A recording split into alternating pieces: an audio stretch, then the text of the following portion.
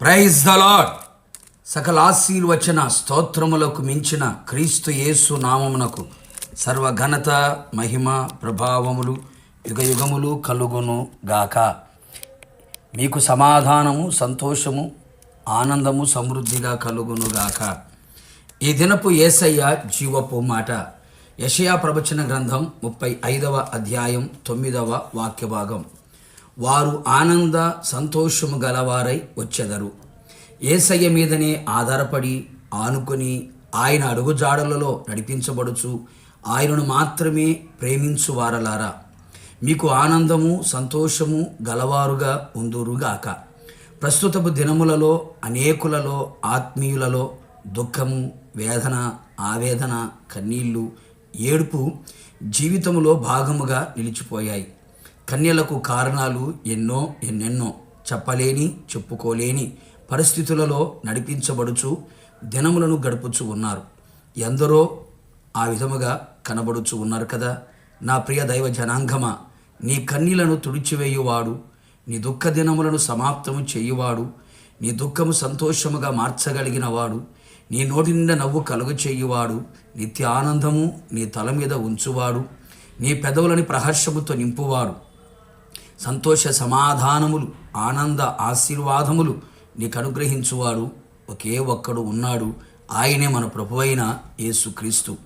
మనుషులైతే నీ కన్నీళ్లను చూచి పరిహాసము చేస్తారు, మరి ఎక్కువగా కన్నీళ్లు తెప్పిస్తారు.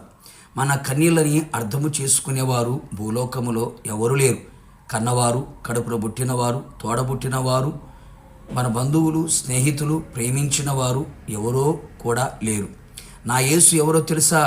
నీ కన్నీళ్లకు కారణము తెలుసుకొనును, నీ కన్నీటికి ముగింపు కలుగునట్లుగా గొప్ప కార్యములు చేయగలిగినవాడు, నిన్ను అర్థము చేసుకునేవాడు ఆయన ఒక్కడే.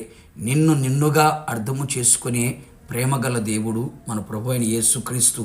ఆయన కరుణా సంపన్నుడు, నజరేయుడైన యేసు. ఇంతవరకు నీ కన్నీళ్లను ఎక్కడో ఎవరి దగ్గరో కార్చి ఉన్నావా? నీ కన్నీళ్లు వ్యర్థమై పోయాయి కదా. ఇదిగో నీ కన్నీళ్ళు విలువకు ఉంది. నీ విలువైన కన్నీటిని విలువైన యేసయ్య పాదాల చెంత కార్చి నిశ్చయముగా నీ కన్నీళ్ళకి ముగింపును చూచెదవు. ఆనంద సంతోషములు గలవారై బ్రతుకుదురు. మనం సేవిస్తున్న యేసయ్య మన విమోచకుడై ఉన్నాడు. ఆ విమోచకుడు బలవంతుడు, సజీవుడు, పరిశుద్ధుడు. నిశ్చయముగా నీ జీవితంలో ఎలాంటి దుఃఖ దినములు ఉన్నను విమోచించి సంతోష ఆనందములు కలుగు చేసి దుఃఖము నిట్టూరు ఎగిరిపోవునట్లు చేయును. ఏ రోగములతో పీడించబడుచు కన్నీళ్లు విడుచుచున్నావా? సంతానము లేక, వివాహము జరగక, నిందల అవమానాలతో తలడిల్లిపోతూ ఉన్నావా? ఏమి చేసినా ఆశీర్వాదము లేక దరిద్రతను, శాపమును, లేమిని, కొరతను, కొదువను అనుభవిస్తూ ఏడుస్తూ ఉన్నావా? ఏ సమస్యలను చిక్కుకొని విడుదల పొందలేక, శ్రమలు తాళలేక నిట్టూర్పులు విడుచుచున్నావా? ఆర్థిక ఇబ్బందులతో అల్లాడిపోతున్నావా? కృంగిన పరిస్థితిలో నిలిచావా? ఎదురవుతున్న బాధలు, శోధనలు, ఇరుకులు, ఇబ్బందులు పగపట్టినట్లుగా ప్రతికూలమైన పరిస్థితులు ఇలా నీ జీవితాన్ని కన్నీలకే పరిమితం చేశాయా? కుటుంబ పరిస్థితులు, మారని భర్త, భార్య, పిల్లలు, అసమాధానం ఎలుబడి చేయుచు ఉండగా మానసికంగా, శారీరకంగా, ఆత్మీయంగా కృంగిపోయి మరణమే శరణం అనుకొని నిరాశల నీడలో నిలిచిపోయావా? నా ప్రియ దేవుని బిడ్డ, ఎట్టి పరిస్థితుల్లో ఉన్నా ఆయనకు ప్రార్థించు, ఆయన వైపు చూడు, ఆయన దిక్కుగా ఆయన పాదములపై చేరు. నిశ్చయముగా విమోచకుడు నిన్ను అన్ని విషయములలో విమోచించి ఆనంద సంతోషములు అనుగ్రహించును గాక. ప్రార్థన. కృపగలిగిన మా తండ్రి, నీ పరిశుద్ధ పాదములకు స్తోత్రం. నీ ప్రజలు ఎలాంటి దుఃఖ సాగరములో నిలిచి ఉన్నారో, కంటికి మంటిగా ధారగా కన్నీళ్లు విడుస్తూ ఒంటిగా ఉన్న పిచ్చుకోవాలి ఇంటి మీద ఒంటరిగా నిలిచి నీ సన్నిధిలో కన్నీళ్లు విడుచుచున్నారో వారందరినీ మీరు జ్ఞాపకం చేసుకోండి. వారి కన్నీళ్ళకి ప్రతిఫలం ఇవ్వండి.